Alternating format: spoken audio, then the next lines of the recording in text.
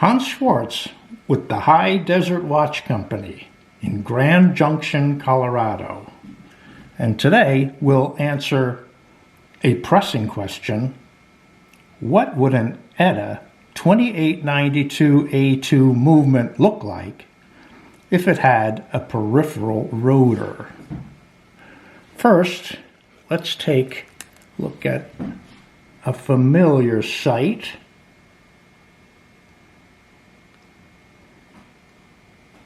Not much going on. The weight spins, and you can see a corner of the balance wheel. In this next watch, I replaced the Autowind system with a ball bearing peripheral rotor.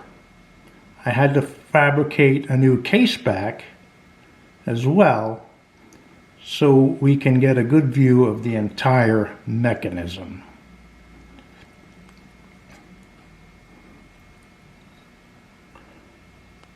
The 2892 is an impressive movement, really in every aspect,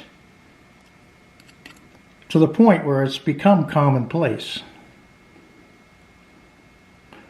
But in this case, with the peripheral rotor, you can really appreciate the finely manufactured inner workings.